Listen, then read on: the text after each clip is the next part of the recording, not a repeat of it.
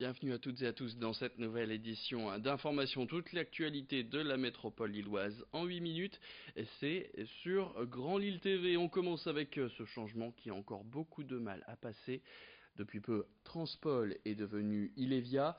Un changement de nom qui implique aussi de nouvelles lignes de bus, des trajets revisités qui font pas mal de déçus, comme par exemple du côté de Marcq-en-Barœul, où le réseau a été particulièrement transformé, des modifications qui ne sont pas du tout du goût de la municipalité. Une motion a été déposée au conseil municipal et votée à l'unanimité pour demander à Ilevia de remettre en place les lignes de bus qui ont été modifiées afin de permettre aux Marquois impactés par les suppressions et les réarrangements des parcours de retrouver leur quotidien perdu. Une démarche marquoise qui pourrait bien faire des émules dans la métropole puisque les maires de Wattrelos ou encore de Hems sont eux aussi mécontents du nouveau service de bus. On écoute tout de suite le maire de Marcq-en-Barœul, Bernard Gérard, au micro de Xavier Silly et Rémi Desremeaux. Si nous sommes d'accord pour que nous réfléchissions ensemble à une optimisation du service qui est rendu, nous n'avons jamais été informés que les horaires étaient complètement chamboulés, que le cadencement était totalement transformé et que donc des personnes qui utilisaient des lignes de bus pour aller par exemple à la gare de Lille ne puissent plus trouver ce service. Donc je demande qu'un service équivalent soit rétabli et que nous puissions nous rencontrer pour que des aménagements soient opérés immédiatement. On ne peut pas nous dire qu'il faut moins utiliser la voiture, qu'il faut trouver d'autres solutions à la mobilité et que dans le même temps, on réduise un service aussi important que la faculté d'utiliser des bus, d'autres moyens de transport en commun. L'autre actualité du week-end, c'était ce 13e acte pour les Gilets jaunes. La semaine dernière, ils s'étaient déjà unis au syndicat pour manifester dans les rues de Lille. Samedi, ces Gilets jaunes étaient donc de retour dans les rues de la métropole. La plus grande manifestation de la région était forcément du côté de Lille samedi après-midi. Ils étaient près de 1300, un peu moins que lors des deux derniers rassemblements. Rassemblement lillois plutôt calme jusqu'à sa dispersion peu avant 16 heures. Des heurts ont ensuite éclaté entre manifestants et forces de l'ordre. Les policiers qui ont interpellé plusieurs personnes, notamment du côté de Oisem. Ailleurs dans la région, seule la ville de Boulogne-sur-Mer a rassemblé plusieurs centaines de gilets jaunes, entre 300 et 400 samedi. À Saint-Omer, par contre, il y avait une soixantaine de gilets jaunes seulement et eux ont organisé un défilé un peu particulier, une marche funéraire pour symboliser l'enterrement du pouvoir d'achat. Morgan Rellan était sur place pour nous. Je vous propose d'écouter ces gilets jaunes qu'il a pu rencontrer et interviewer. C'est une manifestation pour l'enterrement du pouvoir d'achat. Parce que, comme vous le savez, depuis le début, ce que réclament les gilets jaunes, c'est de pouvoir finir le mois. Et c'est pas pour pouvoir consommer, contrairement à ce que prétendent certaines mauvaises langues, non. C'est juste pouvoir vivre. C'est plus du pouvoir vivre que du pouvoir d'achat. C'est difficile parce que ça fait plus de 2 mois que ça dure et on peut pas parler d'essoufflement, c'est simplement, je pense qu'on attend le printemps pour rebondir. Une idée sortie maintenant pour les vacances scolaires qui viennent de commencer.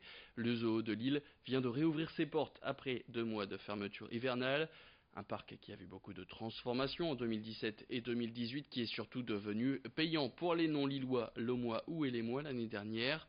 Et malgré donc ce zoo devenu payant en 2018, ce sont 308 000 visiteurs qui ont visité ce cœur de la citadelle, dont 20% de Lillois.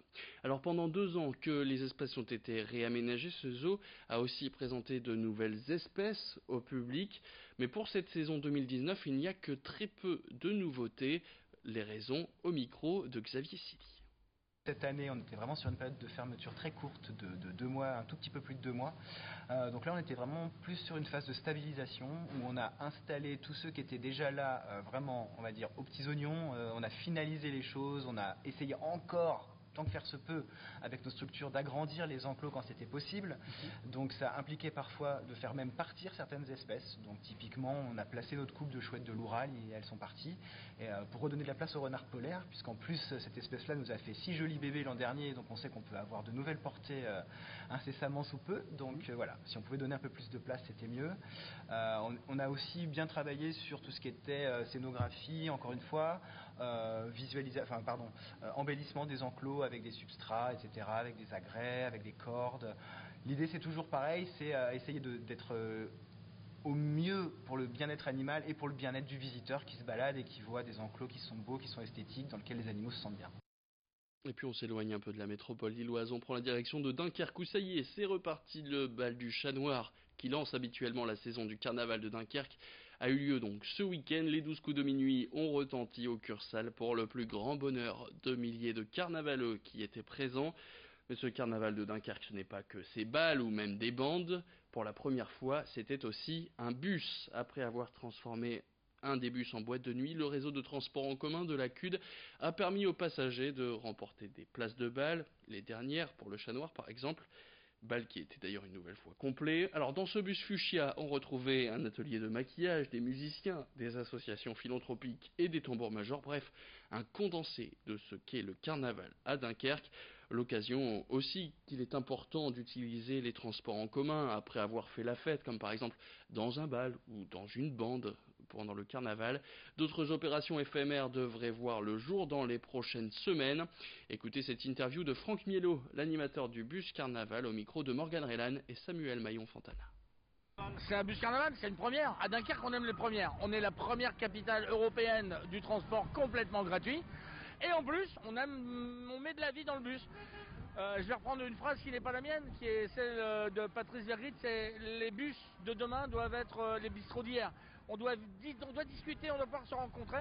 Et ça fait partie aussi de cet échange et de cette convivialité. En fait, on fait gagner des places pour les balles des corsaires, parce qu'on a des assos qui nous ont suivis, les corsaires, le sporting, le bal enfantin. Et on a les 2 dernières places du Chat Noir. Allez, c'est la fin de cette édition. Juste avant de se quitter, cette info en bref, ce dimanche en fin de matinée, une femme d'une 50aine d'années a été retrouvée morte dans un champ à Hélène. Pour l'instant, on ne sait que très peu de choses sur cette macabre découverte. Ce sont les pompiers de Villeneuve-d'Ascq qui sont intervenus. Une enquête a été ouverte. C'est la fin de cette édition. Merci à toutes et à tous de l'avoir suivi. Restez avec nous, l'information continue sur Grand Lille TV.